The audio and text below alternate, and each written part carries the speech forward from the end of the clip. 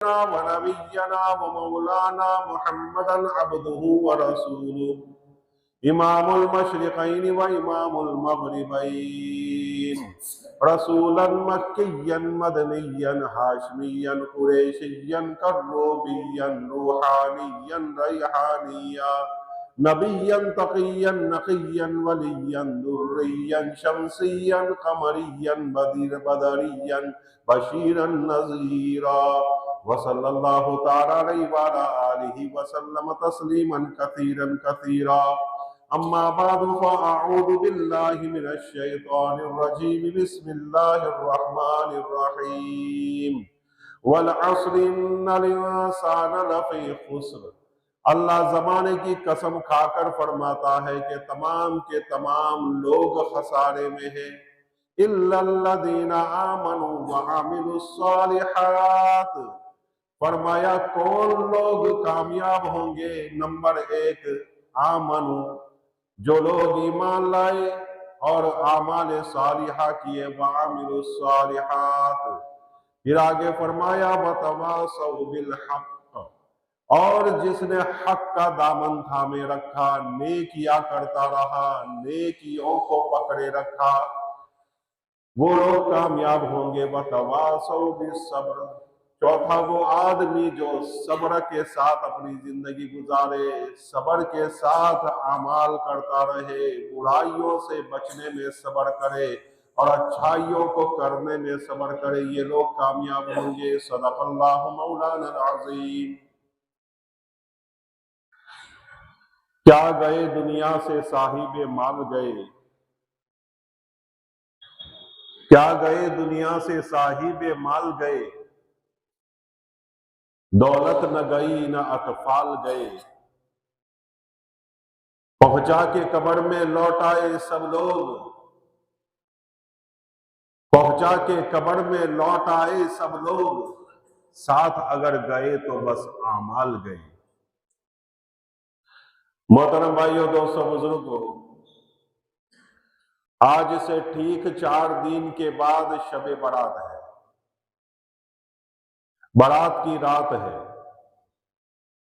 15वीं शाबान, ये शबे बारात की रात है,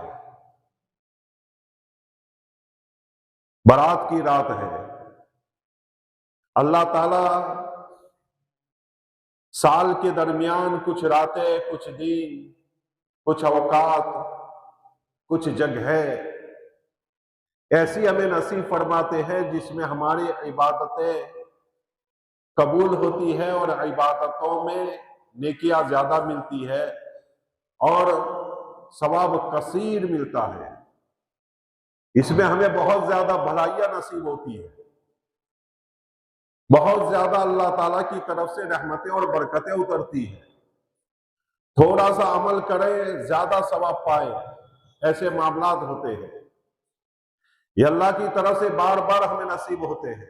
कभी रमजान नसीब हुआ, कभी 10वीं मुहर्रम नसीब हुई, कभी हमें ईद उल अजहा की 9 रातें और दिन नसीब हुए और ईदैन की रातें नसीब हुई, शबे कदर नसीब होती है। तो अल्लाह ताला साल के दरमियान के जमाने में हमें बार बार ऐसी मुबारक रातें, मुबारक दिन अता फरमाते हैं ताकि मुसलमान इसमें ज्यादा से ज्यादा इबादत करते हुए अल्लाह की तरफ मुतवज्जह होने वाले बने, तौबा करने वाले बने, गुनाह से दूर रहने वाले बने, गुनाह से पाक रहने वाले बने। बार बार अल्लाह ताला में नसीब फरमाता है। इसीलिए हदीस पाक में आता है कि तुम्हारे परवरदिगार की जानिब से तुम्हारे जमाने के दिनों में कुछ लहरें चला करती है, जब ये लहरें चला करे तो अपने आप को अल्लाह के सामने पेश कर दिया करो। हुजूर अकरम सल्लल्लाहु अलैहि वसल्लम ने फरमाया, साल के दरमियान जमाने में, दिनों में, रातों में कुछ लहरें चलती अल्लाह ताला की, रहमत की लहरें, बरकत की लहरें, अल्लाह की तवज्जो की लहरें। अल्लाह की तरफ से नेकियों की लहरें चलती है कि मेरे बंदे ज्यादा से ज्यादा सवाब पाने वाले बने। अल्लाह के नबी सल्लल्लाहु अलैहि वसल्लम ने फरमाया, जब ये दीन, जब ये रात, जब ये जमाने, जब ये जगहें आपको नसीब हो, तो अपने आप को पेश करो इबादत के लिए, दुआओं के लिए, मगफिरत के लिए, नमाज के लिए, अपने आप को पेश करें, तिलावत के लिए, जिक्र अस्कार के लिए। अल्लाह ने जो बताए वो अमाल पूरा करने के लिए हम अपने आप को पेश करें। अल्लाह के नबी सल्लल्लाहु अलैहि वसल्लम ने शाबान के महीने के भी फजाइल बयान किए हैं और शब बारात यानी बारात की रात के भी फजाइल बयान किए हैं। शाबान के महीने के बारे में आका सरकार दो आलम सल्लल्लाहु अलैहि वसल्लम ने फरमाया, शाबानु शहरी व रमजानु शहरुल्लाह। आका सरकार दो आलम सल्लल्लाहु अलैहि वसल्लम ने फरमाया कि शाबान का महीना मेरा महीना है, रमजान का महीना अल्लाह का महीना है। तो ये शाबान का महीना हमारे आका ने फरमाया मेरा महीना है, इसमें इबादत करे। अल्लाह के नबी सल्लल्लाहु अलैहि वसल्लम खूब रोजे फरमाते थे, बहुत रोजे रखते थे, ज्यादा से ज्यादा रोजे रखते थे। साहबा कभी कभी पूछते थे कि ये इतने ज्यादा अल्लाह के नबी आप रोजे क्यों रखते हैं? हुजूर अकरम सल्लल्लाहु अलैहि वसल्लम फरमाए मेरा महीना है, तो इस महीने की हमें कदर करनी चाहिए, इस महीने में रोजे रखने चाहिए, इबादतें करनी चाहिए, अल्लाह ताला को मनाना चाहिए। और आका सरकार दो आलम सल्लल्लाहु अलैहि वसल्लम ने इरशाद फरमाया, शाबानुल मुकफ्फिर, शाबानुल मुतahहिर व रमजानुल मुकफ्फिर। शाबान का महीना पाक करने वाला और रमजान का महीना गुनाहों से साफ करने वाला है। क्या फरमाया? शाबान का महीना तुम्हें पाक करेगा, रमजान का महीना तुम्हें गुनाहों से साफ करेगा, पाक करेगा। और अल्लाह के नबी सल्लल्लाहु अलैहि वसल्लम ने शिकायत भी की, हजरत अनस से अर्ज किया, इरशाद फरमाया हजरत अनस से आका सरकार दो आलम सल्लल्लाहु अलैहि वसल्लम ने कि रजब और रमजान के महीने का जो दरमियान महीना है, शाबान के महीने में लोग गफलत बरतते हैं, लोग गफलत बरतते हैं। हालांकि शाबान का महीना वो महीना है जिसमें अल्लाह ताला के सामने बंदों के, मुसलमानों के, इंसानों के आमाल को पेश किया जाता है। ये आमाल की पेशी का महीना है और लोग गफलत बरतते हैं। ये हमको कह रहे हैं, हम गफलत बरतते हैं। लोग कैसे कैसे कामों में मशगूल हो जाते हैं। कभी लोग कहते हैं कि रमजान का महीना आ रहा है, ये काम कर ले, वो काम कर ले। काम सभी करने हैं, ये भी जरूरी है, लेकिन इबादत के लिए हमें वक्त भी निकालना है। आज देखिए हमारे माशरे में कितने फीसद लोग नमाज पढ़ने वाले हैं। हजरत मौलाना इस्माइल साहब दामत बरकातहू से हमने सुना कि हमने सर्वे किया, तमाम गोदरा की मस्जिदों का सर्वे किया कि कितने फीसद लोग नमाज पढ़ते हैं। हजरत ने कई कई मस्जिदों में कई कई मरतबा फजर के वक्त भेजा, असर के वक्त भेजा, जोहर के वक्त भेजा, मगरिब के वक्त भेजा, इशा के वक्त भेजा कि कितने लोग जमा होते हैं। देखें तो सर्वे करने के बाद, पूरे गोदरा के सर्वे करने के बाद इस नतीजे पर पहुंचे कि 30% लोग नमाज पढ़ते हैं, 70% लोग नमाज नहीं पढ़ते। ये हालात है हमारे। और फिर हमें शिकायतें हैं कि अल्लाह की मदद नहीं आ रही है, हमें शिकायतें हैं कि आज लोग हम पर मुसीबतें ढा रहे हैं, आज हमको लोग सता रहे हैं, इस्लाम के बारे में ये कर रहे हैं, वो कर रहे हैं, इस्लाम के फलां कानून को, इस्लाम के फलां मसले के मुतालिक ये कह रहे हैं, उसको खत्म करने की कोशिश की जा रही है। जब इस्लाम की कदर हम ही न करेंगे तो फिर दूसरे क्या हम इस्लाम की कदर करेंगे? जब अपने जातों की हम कदर नहीं करेंगे तो दूसरे हमारी जातों की क्या कदर करेंगे? अल्लामा रूमी रहमतुल्लाह अलैह ने एक वाकया लिखा है कि एक बादशाह ने एक बाज को पाला, छोटे से बड़ा किया, पाल पोस कर बड़ा किया, उसको अपने पास रखता था और दरबार में उसको लेकर आता था। अपनी कुर्सी के पास उसको बिठाता था, सोने की कुर्सी पर। उसके लिए सोने का पिंजरा बनाया था जिसमें वो रहता था। चंद काम करने वाले खुद्दाम को उसकी खिदमत के लिए मुतय्यन कर रखा था कि फला टाइम पर उसको पानी पिला जाए, फला टाइम पर उसको खाना खिला जाए, और बेहतरीन से बेहतरीन खाना खिलाता था। लेकिन एक मर्तबा क्या सूझी कि ये बाज उड़ गया, उड़कर चला गया एक जंगल में। बादशाह गुस्से हुआ कि कहां चला गया, तुम ध्यान नहीं रख सकते? अपने पुलिस वालों को दौड़ाया, अपने खादिमों को दौड़ाया, अपने दरबारियों को दौड़ाया कि मेरा बाज है, कहीं से भी तलाश करके लाओ। इधर उधर दौड़ रहे हैं। एक फौज पहुंची, एक जमात पहुंची, एक टीम पहुंची जंगल में। देखा कि बाज एक औरत के पास है, बुढ़िया के पास है। और बुढ़िया ने जब ये बाज को देखा अपने झोपड़ी पर बैठा हुआ, तो उसको उतार कर इसने उसको सहलाना शुरू किया। सहलाते सहलाते उसने कभी बाज को देखा नहीं था, तो कहने लगी कि पर तो बहुत छोटे छोटे होते हैं, उसके पर कितने बड़े बड़े हो गए हैं। बेचारे को उड़ने में बड़ी तकलीफ होती होगी, तो इसने कई पर काट दिए। फिर नाखून पर नजर पड़ी तो कहने लगी कि बेचारे के नाखून कितने बड़े हो गए हैं, कितनी परेशानी का सामना करना पड़ता होगा। इसने नाखून काट दिए और कई जगह से उसने उसको काटा, कई जगह से उसने उसको नाखून वगैरह काट के गंजा सा कर दिया। पुलिस वाले पहुंचे तो देखा कि बुढ़िया के हाथ में, बुढ़िया की गोद में वो बाज बैठा हुआ है और वो उसको सहला रही है। उन्होंने कहा कि तुमने ये बाज की क्या हालत की है, तुम्हें पता भी है ये किसका बाज है? कहा मुझे मालूम नहीं। कहा ये बादशाह का बाज है। तुमने बादशाह के बाज की क्या हालत की है, हमारे साथ चलो। बादशाह के दरबार में पेश की गई बुढ़िया, और बादशाह से कहा कि बादशाह सलामत, ये वो औरत है जिसने आपके बाज की हालत ऐसी कर दी है, इसको सजा दी जाए। बादशाह ने कहा कि नहीं, इस औरत को इनाम दो और रवाना करो इसको। औरत को इनाम दिया गया, रवाना किया।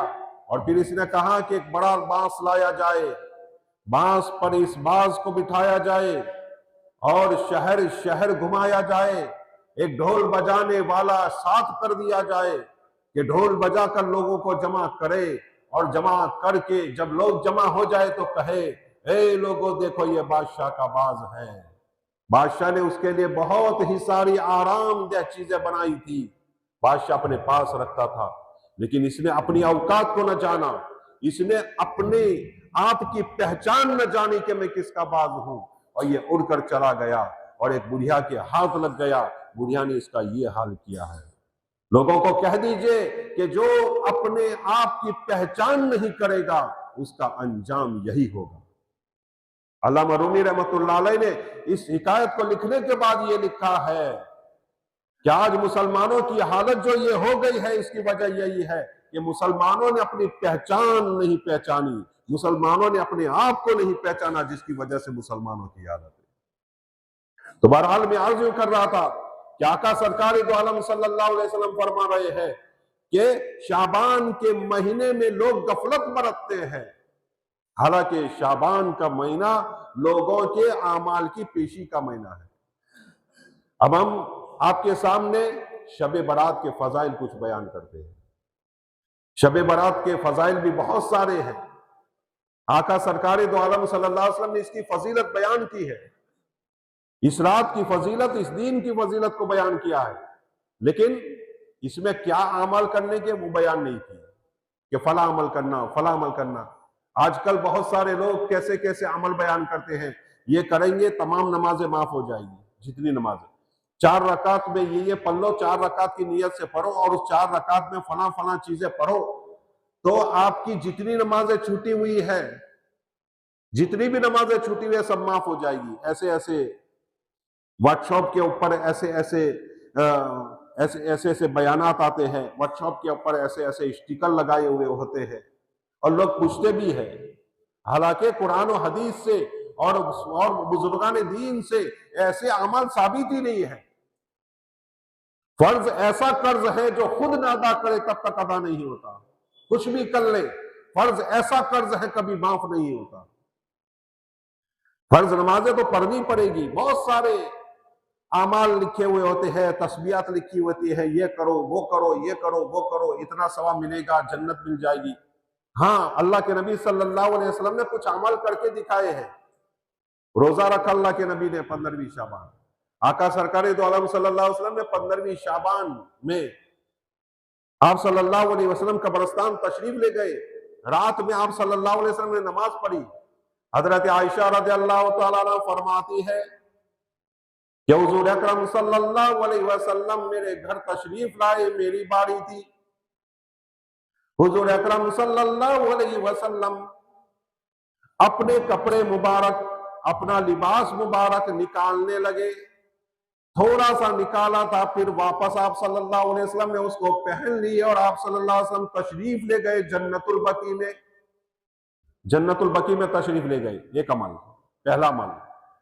हुजूर अकरम सल्लल्लाहु अलैहि वसल्लम जन्नतुल बकी में गए। या हजरत आयशा को रश्क आया कि कहीं किसी दूसरी बीवी के पास न चले गए हो।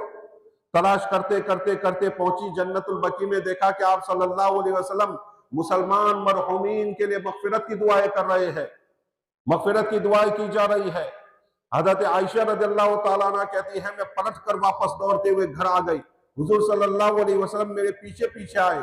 देखा कि हजरत आयशा की सांस फूली हुई है। हुजूर अकरम सल्लल्लाहु अलैहि वसल्लम ने पूछा, आयशा क्या बात है, सांस फूली हुई है? अल्लाह के नबी समझ गए कि तुम मेरा पीछा करते हुए आई थी। हुजूर अकरम सल्लल्लाहु अलैहि वसल्लम ने कहा, क्या अल्लाह और उसके रसूल की तुम पर जुल्म करेंगे? रसूल इंसाफ नहीं करेंगे तो और कौन करेगा इस दुनिया में इंसाफ? अलगर्ज फिर हजरत आयशा फरमाती है कि हुजूर अकरम सल्लल्लाहु अलैहि वसल्लम ने मुझसे पूछा कि आयशा इजाजत हो तो इबादत करूं। इबादत, एक तो पहला अमल हमें मालूम हुआ कौन सा, कि कब्रिस्तान जाना सुन्नत है। लेकिन अगर बिदआत का खतरा हो तो घर पे ही बैठकर, मस्जिदों में बैठकर अपने मरहूमीन के लिए इसाले सवाब करें। लेकिन हमारे यहाँ बिदअत का खतरा नहीं है, हमारे यहाँ किसी किस्म का बिदअत का खतरा नहीं है, इसलिए हम जाना चाहे तो सुन्नत अदा हो जाएगी। अब बताइए, सुन्नत हम में से कितने लोगों ने अदा की है कि शबे बारात में, बारात की रात में कितने लोग ऐसे हैं जो अपने मरहूमीन के कब्रों पर गए हों, कब्रिस्तान में जाकर मरहूमीन के लिए इसाले सवाब किया हो, मरहूमीन के लिए मगफिरत की दुआएं की? कितने लोग हैं? बहुत कम लोग होंगे। सैर सपाटों में लगे होते हैं, इधर उधर के गपशप में लगे होते हैं, इधर उधर की बातों में लगे हुए थे, कुछ इबादत कर ली और फिर बातों में मशगूल हो गए, चाय की मजलिसें लगती है वगैरह वगैरह। ये सारी चीजें हमारे माशरे में हो रही है। एक तरफ अल्लाह मगफिरत फरमा रहा है, हजारों लोगों की मगफिरत फरमा रहा है, और एक तरफ मुसलमान क्या कर रहे होते हैं? गिबतें में मशगूल है, गफलत में मशगूल है, बुराइयों में मशगूल है, इधर उधर की लगवियात में मशगूल है, खरीदो फरोख्त में मशगूल है।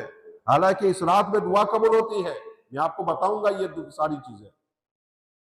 तो ये सारी चीजें हमारे माशरे में हो रही है। आका सरकार दो आलम सल्लल्लाहु अलैहि वसल्लम इस रात में इबादत करते थे। हजरत शेख सादी रहमतुल्लाह अलैह फरमाते हैं कि मेरे अब्बा जान के साथ मैं रात में मस्जिद में मौजूद था, मैंने भी इबादत की, मेरे अब्बा ने भी इबादत की, रात भर में इबादत करते रहे शबे बारात में। जब फजर की अजान का वक्त हुआ तो कुछ लोग सोए हुए थे, तो मेरी जबान से ये बात निकली कि कैसे लोग हैं, आज इबादत की रात है और सोए पड़े हैं। तो उनके अब्बा ने टोका, बेटा क्या बोल रहे हो, गीबत कर रहे हो तुम्हारी ये रात भर की इबादत, जो तुमने ये गिबत की है, सारी इबादत तेरी खत्म हो गई। काश के तू उनकी तरह सोता रहता तो ये सोने पर तुझे सवाब मिल जाता। लेकिन वो लोग तुझसे आगे बढ़ गए, तो पीछे रह गया, तेरी सारी इबादत जाये हो गई ये गिबत करने से। क्या कहा था? वो ये कहा था चोर है, यूं कहा था जानी है, यूं कहा था कि बदकार है, यूं कहा था नाफरमाने, ऐसा कुछ नहीं कहा था। बस सिर्फ इतना कहा था कि कैसे लोग हैं, सोए पड़े हैं इबादत की रात, सारी इबादत ज़ाय हो गई। तो इन चीजों की तरफ हमें मुतवज्जो होना चाहिए। तो आका सरकार दो आलम सल्लल्लाहु अलैहि वसल्लम ने हजरत आयशा से इजाजत ली कि इजाजत हो तो मैं इबादत करूं। हजरत आयशा रज़ियल्लाहु ताला अन्हा फरमाती है, आका सरकार दो आलम सल्लल्लाहु अलैहि वसल्लम नफलों की नियत से, नमाज की नियत से खड़े हो गए और लंबा कयाम किया, फिर रुकू किया तो लंबा रुकू किया, लंबे लंबे कयाम करते थे, लंबे लंबे रुकू करते थे, लंबा सजदा किया, इतना लंबा सजदा किया कि हजरत आयशा रज़ियल्लाहु ताला अन्हा फरमाती है कि मुझे ये वहमो गुमान होने लगा कि कहीं आप सल्लल्लाहु अलैहि वसल्लम की रूह कब्ज तो नहीं हो गई। मैं उठी और आप सल्लल्लाहु अलैहि वसल्लम के अंगूठे को टच किया तो आप सल्लल्लाहु अलैहि वसल्लम का अंगूठा हिला, तो मैं समझ गई कि आप सल्लल्लाहु अलैहि वसल्लम बिल्कुल हयात है और लंबा सजदा कर रहे हैं। इतने लंबे लंबे सजदे करते हैं। इसलिए उलमा कहते हैं कि इस रात में हमें चाहिए सबसे पहली बात तो नमाजों की कज़ा करें। एक तरफ तुम तस्बीह पढ़ो, सलातुत तस्बीह पढ़ो, और एक तरफ तुम कज़ा नमाज पढ़ो। एक तरफ कुरान पढ़ो, एक तरफ तुम कज़ा नमाज पढ़ो, एक तरफ तुम नफले पढ़ो, दूसरी तरफ तुम कज़ा नमाज पढ़ो। कज़ा नमाजों का सवाब बढ़ जाएगा, कज़ा नमाजों का सवाब बढ़ जाएगी, क्योंकि वो फर्ज है और एक जिम्मे हमारे हैं तो वो अदा हो जाएगा। और अल्लाह ताला से तौबा कर लेंगे कि अल्लाह आज के बाद हमारी नमाज कज़ा नहीं होगी, तो अल्लाह ताला की तरफ से रहमतों की बारिश हो जाएगी और हमें माफ करवा देगी। तो हमें कज़ा नमाजें करनी चाहिए। आका सरकार दो आलम सल्लल्लाहु अलैहि वसल्लम ने फरमाया कि 4 रातों में अल्लाह ताला नेकियों के दरवाजे खोल देता है। 4 रातों में अल्लाह ताला नेकियों के दरवाजे खोल देता है। कौन सी रात? दोनों ईदों की रात, अरफा की रात और शबे बरात। शबे बरात, बरात की रात में ये 4 रातों में अल्लाह ताला नेकियों के दरवाजे खोल देता है, यहां तक कि आदमी अमल करता रहता है और अल्लाह ताला उसको जन्नत में दाखिल करवा देता है।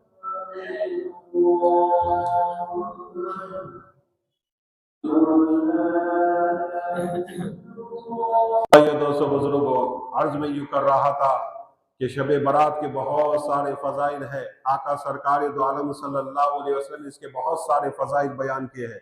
हज़रत शेख अब्दुल कादिर जिलानी रहमतुल्लाह अलैह बुनियतुत तालिबीन में बयान फरमाते हैं कि जिस तरह इंसानों की और मुसलमानों की 2 ईदें होती है, इसी तरह फरिश्तों की भी ईदें होती है।